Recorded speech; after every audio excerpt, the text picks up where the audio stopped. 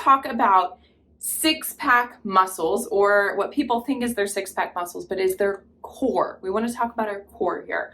So often people get really high and tight in this upper six-pack, and they create this tight line that then pushes everything out down low. And when we do that, we're creating an imbalance or a poor coordination in our abdominal tissue and our pelvic floor. So let's get back to the basics. We really want to learn how to reconnect the tissue the right way. We've gone through breathing. Breathing, remember, lengthens and recoils that pelvic floor, stretches out the abdomen tissue, recoils it back in. Second part of our core is our pelvic floor, so that diaphragm and pelvic floor work together. That pelvic floor also connects or co-contracts with the lower abs. This is our transversus abdominis, and it connects with our lower back. So that creates our 4 quadrants in the core. And then we want them to coordinate again with our six-pack muscles, our rectus abdominis. Together, it's a beautiful team if we can make it happen. However, most of us tend to start to re-grip or grip all the time with these guys, creating a nice firm abdomen up top, and then pooching or poor coordination out the back. So let's lay on our backs. Let's get started.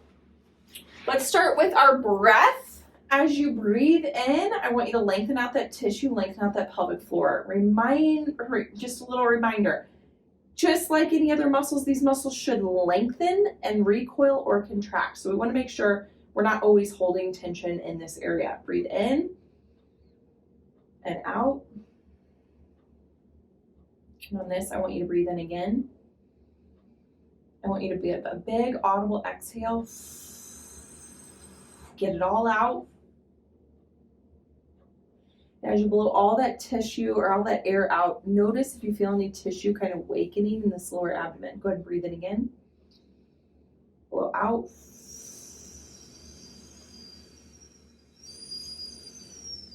You can kind of feel it connect in those lower abs. That's your transverse abdominis. Breathe in again. As you exhale, give it a nice gentle shush, not a shush where you are and pushing. I want a gentle shush where you feel it connect in those lower abs again. So breathe in and shush out.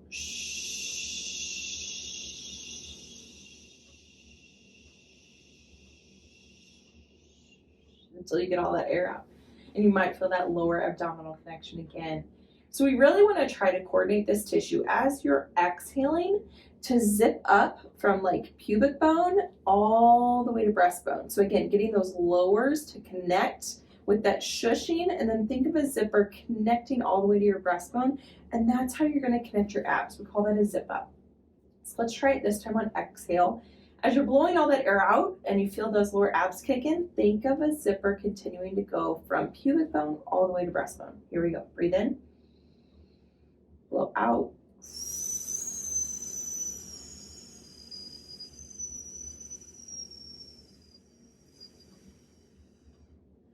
If you feel it kick in from uppers to lowers, that's when we get those pooching. So kicking in those lowers and then letting it advance all the way up. That's a proper coordination, because remember, as we exhale, things recoil from top or bottom to top. We're bringing that air all the way out. If we're blowing that air out and it's going top to bottom, we're then pushing our goodies out, and we don't want to do that, okay? So make sure it's coming top to bottom. Now, I want you to open up that pelvis or create space in your back, where you've got like a tunnel underneath your back.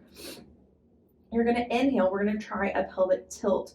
As you exhale and feel those lower abs kick in, I want you to then let your back go into the ground. So you're going to breathe in. So I've got my tunnel. Breathe in.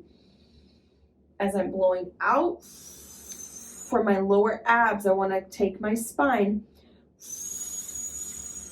and bring it closer to the ground, creating a flatter back, okay? We call this a pelvic tilt. Breathe in. You can keep it off the ground. Blow out. Back under. Again, create that tunnel. It's like our hips are pointing at our knees here. And as we blow out, you're going to think of those hips then pointing up to the ceiling, okay? So as we've got that space under the back, the hips are pointing, hip bones here are pointing at the knees. We're then creating that space for it to point up at the ceiling. We're moving that pelvis on exhale. Breathe in. Blow out.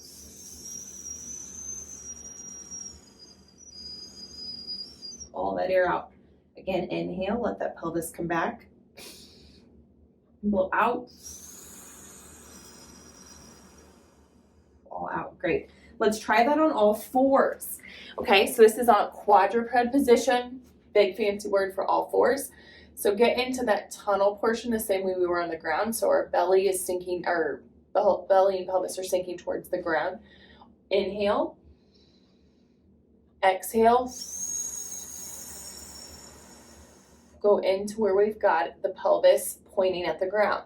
Inhale, we've got those pelvises pointing at the knees. Exhale, bringing them and pointing at the ground. Notice I'm keeping a flat back. I'm not going into this position here. And this is what I don't want you to push your spine into the ground when you were on your back to be here with a rounded back, because nobody does moves like that. You want to keep a nice strong core. So go back into that first pelvic tilt. Remember the hips are pointing at the knees. On exhale, you're going to create this neutral spine where the hips are now pointing at the ground. Inhale, exhale.